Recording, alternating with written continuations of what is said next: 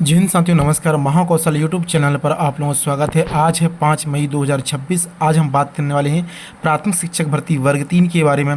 दोस्तों, आज का अपडेट है, एक टिक से फंसी 3,288 विशेष शिक्षकों की भर्ती, 12,000 अयोग्य क्वालिफाई।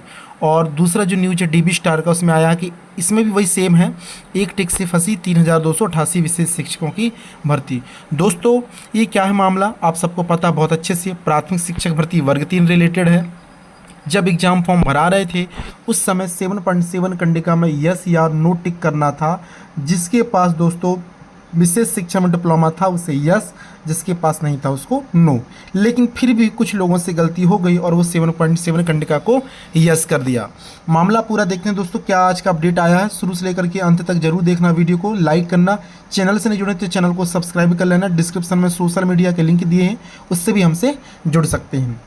मध्य प्रदेश में प्राथमिक शिक्षक भर्ती परीक्षा 2025 के तहत विशेष आवश्यकता ने CWSN के लिए 3,288 विशेष शिक्षकों की भर्ती गंभीर प्रशासनिक और तकनीकी गड़बड़ी में उलझ गई है। विशेष शिक्षकों की भर्ती अब सिस्टम की हाँ ना की चूक का शिकार बन गई है। योग्यता न होने पर भी एक टिक करने से 12,000 से अधिक अयोग्य शिक्षक क्वालिफाई हो गए हैं। दोस्तों, इसके लिए एक्चुअल में जो 7.7 कंडिका है, इसको सुधार कार्य करने के लिए 3 मौके दिए गए।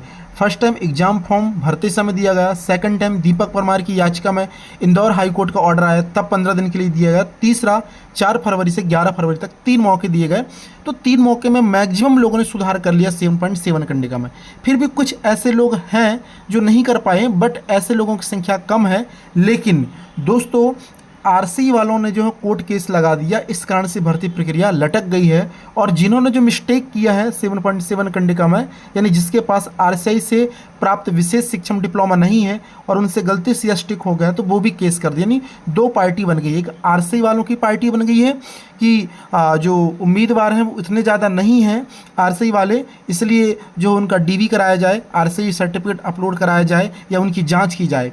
और 7.7 कंडिका जो मिस्टेक वाले हैं वो कह रहे हैं कि हमारे पास वो डीएड तो नहीं विशेष शिक्षा वाला, तो हमें जो नॉर्मल डीएड की तरह ट्रीट किया जाए या कंसीडर किया जाए। मतलब हमारी जो नौकरी है वो ख़त्म नहीं किया जाए या हमारी अभ्यर्थता को समाप्त ना की जाए, हमें ज्वाइनिंग दी जाए।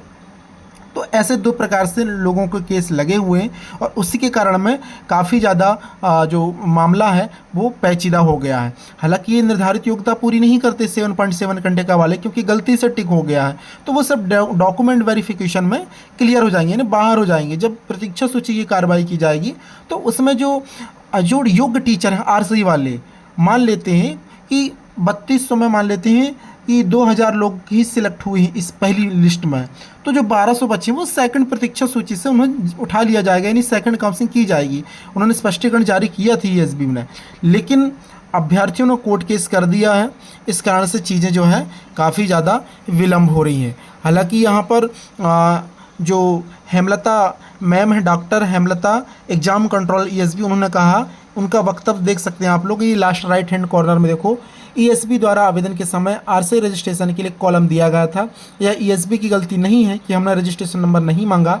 इसके बाद जब शिकायत आई तब परीक्षा होने के बाद भी ईएसबी ने 15 दिनों के लिए पोर्टल पर सुधार करने के लिए अभ्यर्थियों से कहा था, लेकिन फिर भी अभ्यर्थियों ने संशोधन नहीं किया।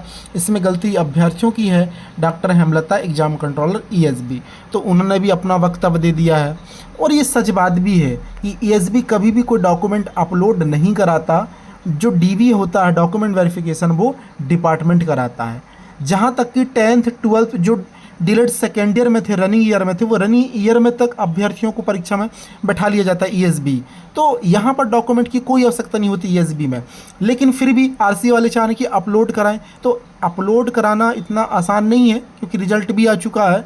देखो, अपलोड या जो भी होगा वो अब डिपार्टमेंट ही करेगा, वही जो है एक्सेप्ट करेगा, रिजेक्ट करेगा डीबी में जो फर्जी आरसीआई वाले, जो भी जैसा होगा अब डिपार्टमेंट के हाथों में है। हालांकि कोर्ट पर भी मामला चल रहा है, देखते हैं आगे कोर्ट किस प्रकार से मामले को संज्ञान में लेते हुए अपन निर्णय सुनाएगा, वो हमारे यूट्यूब चैनल के माध्यम से आपको अवगत कराया जाएगा।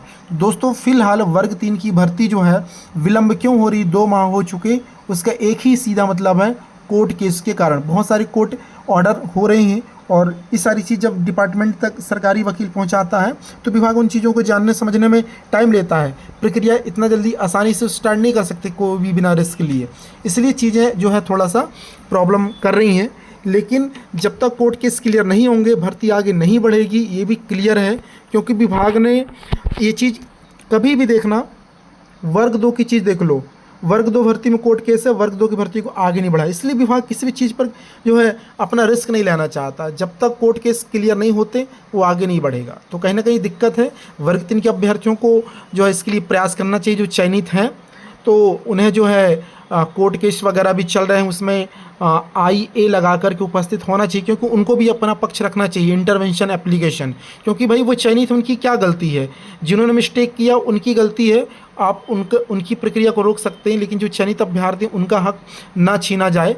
तो वो जो है IA लगा कर के उपस्थित हों या किसी सरकारी वकील से बात करें, ठीक है, या डिपार्टमेंट में जा कर के बात करें कि भाई हमारी क्या गलती, हम तो चयनित हैं, हमें ज्वाइनिंग दी जाए। ऐसा आप डिपार्टमेंट जाइए, भोपाल DPI, और वहाँ पर आयुक्त के माध्यम से अपनी बात को रखिए, तो आपकी बात को सरकार उस तरीके से गंभीरता से लेगी और आगे जो है भर्ती प्रक्रिया को जल्द से जल्द संपन्न कर सकती है। दोस्तों तो आज की यही अपडेट है। दोस्तों चैनल से ज़रूर जुड़ जाना, सब्सक्राइब कर लेना, लाइक करना, मित्रों को शेयर करना। मिलते हैं नए अपडेट के साथ नए वीडियो में। जय हिंद।